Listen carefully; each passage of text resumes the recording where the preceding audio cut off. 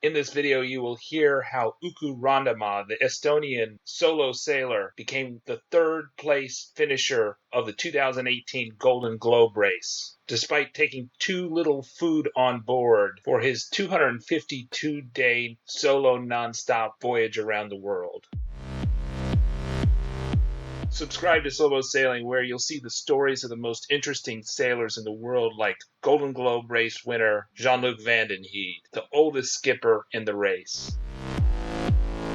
Randmaa arrived in Les Sables D'Lonne on March 10, 2019 in the morning, just under 252 days at sea. Because of a time penalty for weather routing, another 65 hours and 40 minutes will be added to his official time. The Golden Globe race has retro rules which prohibit the use of satellite communications, weather routing, and other technology not available during the 1968 race. All three finishers have suffered some time penalty, and in the case of Randmaa, he'll have 65 hours and 40 minutes tacked on to his finish time, so that his official time will be just under 255 days. Randmaa's closest competitor was the puffin skipper, Hungarian-born American Istavan Kopar, who also has a time penalty for satellite phone usage. Kopar is roughly 1,000 miles from the finish and has no way of catching Randmaa,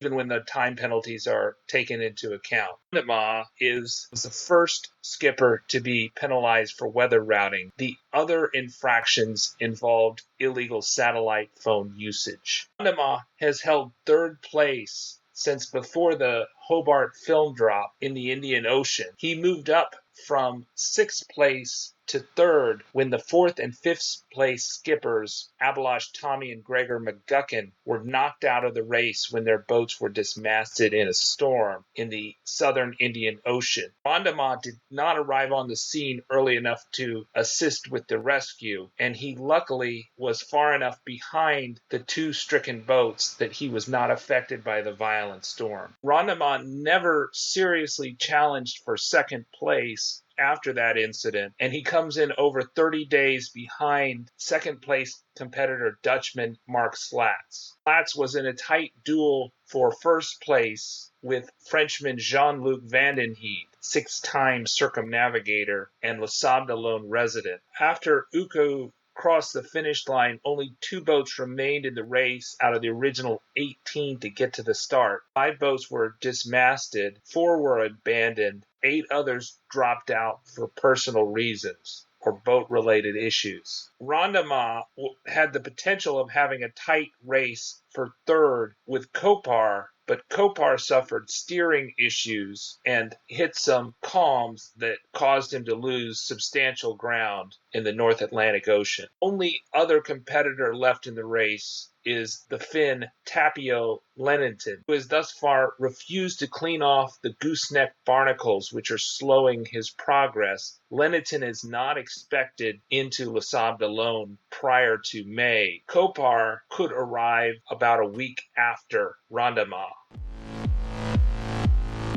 Randmaa packed too little food for the solo nonstop unassisted circumnavigation of the globe, and since the Hobart film drop a little before the halfway point of the race, he has been rationing food. He has been surviving on 1 soup and 1 freeze-dried meal and a few spoonfuls of rice each day. He didn't catch his first fish until the Atlantic Ocean, and he caught 4 marlins, but because he lacks refrigeration, he was not able to preserve much of the meat. His famine ends in Les Sables D'Lonne with his podium finish in 3rd place. One of the reasons why Randmaa did not serve his time penalty at sea, according to the race rules, was he was given dispensation because of his low food stores, so that the time penalty would be tacked on at the finish where he could eat. Uku Randmaa is the 3rd Golden Globe skipper to finish the toughest race in sailing. The other 2 also had a Rustler 36 sailboat. Uku's sailboat, One and All, was originally owned by Lionel Regner, who was considering the race, but instead sold it to Randmaa. Randmaa's boat is the last Rustler in the race. Susie Goodall's Rustler 36 was believed to have sunk after she was rescued in the southern Pacific Ocean. The 2018 Golden Globe race was open to 32 to 36-foot production boats with full keels. The Rustler has been the favorite of entrants and finishers. Uku Randmaa is a 56-year-old Estonian solo sailor who began sailing at the age of 3 aboard his father's yacht. Then he graduated through the junior ranks sailing Optimus Cadet, OK Laser, and 420 dinghy classes. After leaving Tallinn Marine University with a master's ticket in 1984, he got back to competing in regattas at a serious level, then graduated to offshore sailing with his Hans 430 yacht Temptation, completing a solo voyage to Iceland and back prior to sailing solo around the world with stops between 2011 and 2012. Uku says of the GGR, "This is a dream event, a round-the-world race for real gladiators. For me, the best is to take part, the worst not to finish. If I'm not going to win, then simply finishing will fulfill my dreams." Hi, I'm Linus. I'm the creator of Slow Boat Sailing, and this is my dog, Avery. I've been covering the Golden Globe race since we had Don McIntyre, the race founder, on the podcast, the Slow Boat Sailing podcast. You know, I think one of the big issues that comes out when we look at the finishers of the race, so we got 1, 2, 3, 4. All of them have been sanctioned for violating the retro rules of the race. Uku was the first one to be sanctioned for weather routing. I would have given you the call. I do have audio of the call in which he was sanctioned for weather routing, but it was really so boring I couldn't put it on this video. And I'll summarize what it was like. Most of it, which he was not sanctioned for, involved a ham operator essentially recreating a grib file over the radio. So he would say a wind speed and where that would be, and it was just tedious stuff. Something that any modern yachtsman would have gotten on their satellite phone or on their SSB with a Pactor modem, and got the full grip file on their own without relying on others. But what happened to Uku and Mark Slats and Jean-Luc Van Den Heede is that they've been totally dependent on ham operators. The first two to finish, Van Den Heede and Slats, did not have a ham operating license. The problem with the retro rules is they make the competitors dependent on the goodwill of strangers, whereas modern yachtsmen would spend like $60 a month to have an Iridium Go satellite phone and get all those for $60 a month one-time fee plus maybe $800 to get the satellite phone. And they wouldn't depend on the kindness of strangers, but the self-sufficiency of the Golden Globe race has been totally destroyed by these retro rules. That I have the utmost respect for all the guys that have finished, Uku and Mark Slats and Jean-Luc Van Den Heede. They're tremendous sailors, they're tough guys, they've gone through the toughest race in sailing, and they are self-sufficient guys. But the retro rules have made them dependent on the kindness of strangers through these weird weather reports that they could have got on their own had it not been for the retro rules. And so what you have is you have 3 of the top 4 finishers, or top 4 potential finishers. We don't know if Istavan Kopar will finish, have violated the satellite phone usage rules.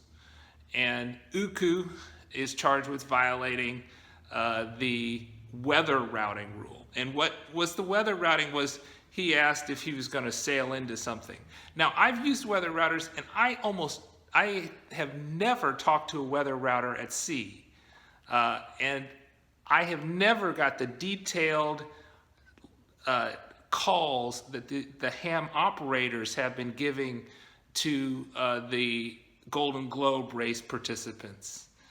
And that, I think, is the fundamental thing that I think most people don't realize about the Golden Globe rules. Not just that they, take away information and they make the race less safe and they make it more likely that these guys are going to sail slower and into a storm, but they also take away their self-sufficiency that other modern yachtsmen would have. I'm going to give you a bonus interview. Okay, so what about your storm tactics? What were you doing? Very different. All conditions are different, and you cannot go every time with one sail set or something. One storm I took all sails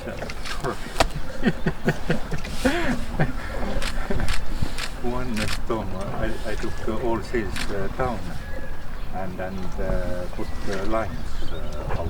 Yeah. How many lines? What were you using? The big ones? Or? I have a spinnaker lines, and they were dirty, and I decided to same time to wash the storm wash. Yes. Yeah. Did you put your undies on as well? Yeah. Yeah. That's okay. So and I put four. I believe that to stop too much boat, it's dangerous. Yeah. So you've already sailed around the world before. Now you're doing it again in the Golden Globe. How different does it feel? Oh, they are different. You can't compare.